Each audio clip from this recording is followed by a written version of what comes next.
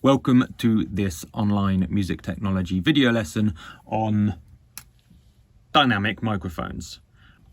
So what you need to know about with any type of microphone is a little bit about how it works, kind of how it's constructed, and what that means for the strengths and weaknesses of that microphone, and then what those strengths and weaknesses mean to you as an engineer, and kind of how you would use them and play to those strengths. So it's kind of a chain of knowledge. One thing leads to another. The very way it's built and the very method it uses to work dictates its characters, it's the traits of the microphone, and then as an engineer you use those traits of the microphone to your advantage to use the right microphone for the right job. That's not to say you can't use any microphone to record anything, of course you can, but there are strengths and weaknesses you need to be aware of, and especially at A-level you want to be playing it pretty safe when it comes to choosing the right microphone for the right job. So, dynamic microphones, they can look like a variety of different things, but you do need to be able to identify them. Here I've got the Shure SM57, very common microphone. Shure 58, even more common, very popular. An EVRE 20. I think one of the things that makes a dynamic stand out is the weight. They're quite heavy usually, and their end fire. By end fire I mean the sound goes in at the end of the microphone. We don't sing it to the side. Here's an exception to that rule. Here's a side fire dynamic microphone, the Shure Super 55. And you can just kind of tell by looking at where the sound's meant to go in. You know, there's a mesh here, there's not solid at the top, so you're not going to sing into there, although I did see that on TV. This is an end fire, kind of. This is body swivels. They have strong things, so hopefully you should be able to identify dynamics. They're kind of like that's the classic microphone shape you think of when you think of microphones. So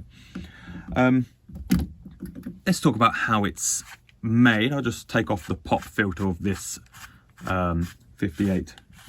Show you a little bit inside, although you can't quite see. This is just protection for a pop filter.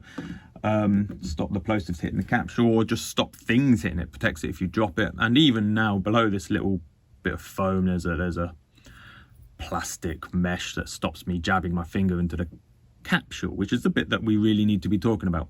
So kind of in here we have a diaphragm of sometimes it's paper, sometimes it's kind of like a plastic fabric kind of woven mesh, but in any case it's quite a light material that is sat in suspension, or kind of elasticated suspension. So when the air comes into the front of the microphone, it hits the capsule, the diaphragm, I should say. The diaphragm is free to move. It gets pushed backwards and forwards. When a compression of air comes in, the diaphragm will move backwards, and when the rarefaction, a low pressure area of air comes in, it will be sucked forward.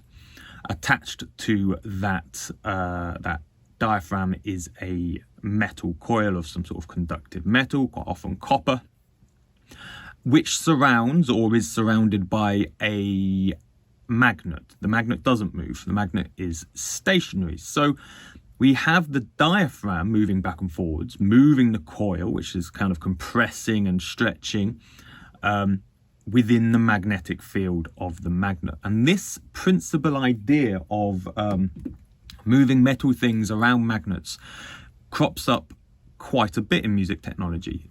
It happens because when you move something metal around a magnet, you disturb the magnetic field and you create an electrical current, a very small one, but one that we can record as an exact representation of the movement of the air. So this comes up in dynamic microphones, obviously, but we see the same idea in guitar pickups and electric piano pickups.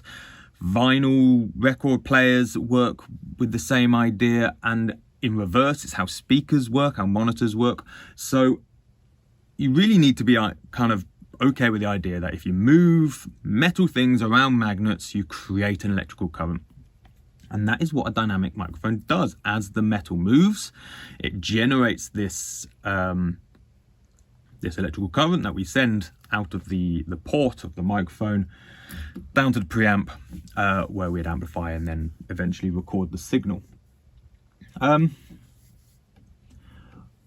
I said earlier that this was kind of a light material, and a diaphragm is light, kind of relatively to you and I being able to pick something up. It is light, but in terms of sound pressure, it actually can be quite heavy. It's quite a weighty thing for a very quiet or high frequency sound to attempt to move. That is because it's not just moving the paper diaphragm, it's moving the metal coil, as well as the kind of elasticated suspension around the edge. And that means that dynamic microphones are less sensitive than their condenser counterparts. They are less good at picking up very quiet sounds and very subtle harmonic detail. But on the other side of that, that construction is very strong. It can take a bash, right? You can drop it on the floor and the microphone will be fine. And almost no level of air movement will destroy the microphone, and that can happen with condensers. So they can cope with very loud sounds. So these two things, it's less sensitive, but it's very good at loud sounds. The third point I'd like you to remember with this is that dynamic microphones are always cardioid, and that's a polar pattern. Which means a polar pattern is just kind of like a map of where a microphone picks up. So when we say cardioid, it's one directional, it's unidirectional. It picks up sound from in front of it. It feels kind of obvious to say, but because of the capsule's here, there's a big body in the way. Sound can't come in and hit the back of that diaphragm.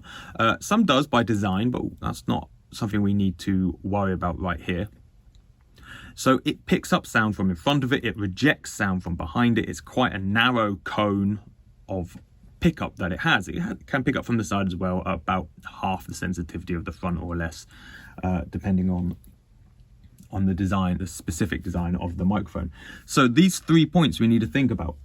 They are directional. They're very directional compared to even directional condenser microphones. They're very strong. They can take a lot of volume into them without distorting. And they are less sensitive in terms of subtle frequency detail and very quiet sounds. We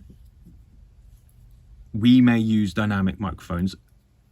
We need to use those strengths and those weaknesses to our advantage. For example, in a loud environment, or in an environment where we're trying to cancel lots of noise, classically drum kits. With a drum kit, if you were to place a condenser microphone very close to a snare drum or inside a kick drum, it could distort and eventually break. A dynamic microphone will be fine. It also rejects. So if I put this microphone on my snare drum, I've got a hi-hat about here, it's got good rejection of that hi-hat. A microphone inside a kick drum will have a good rejection of the rest of the kit. So they're good at very loud situations. Where else is really loud? They're good at electric guitar cabinets. If you're micing a big guitar amplifier speaker from about a couple of inches away, they'll be fine. They're good for live sound use, because again, a really loud, a really noisy environment where you need cancellation of signals you're not trying to record, and you need to be able to cope with the volume of the input of the instrument. And that's basically it in terms of where we'd use it. Because, actually there's another thing, because of how close we can get to our sound source with a dynamic microphone without distorting, you can get a really noticeable, what they call a bass tip up feature. Now, bass tip up is also known as, or more correctly known as, proximity effect, which is when you bring any microphone really close to its sound source, you get a nice big boost in the bass. And you can use that as an engineer to your advantage by getting loads of wallop in your drums, by being nice and close to your drum, loads of kind of a bit of body and bottom end into your guitars by recording the amp nice and close. This effect does affect condensers because you don't normally get so close, because they're more sensitive, easier to break microphones. You won't notice them so much. But in dynamics, you can really utilize bass tip up. Or, if you get it wrong, if you're singing right down it, you get a huge bass response, you then might need to be aware of that effect in order to later EQ out that. So, very quick recap. They're dynamic because they work by the movement of a diaphragm, physical movement of diaphragm, creating an electrical current. That's where the word dynamic comes from. The diaphragm is dynamic, it moves. They are less sensitive than condensers. They're not so good at picking up very quiet detail, and they are stronger, so they are good at dealing with very loud sound sources, or from picking out a single sound from a larger collections, like just a single drum in a drum kit, or the guitar when a whole band are playing.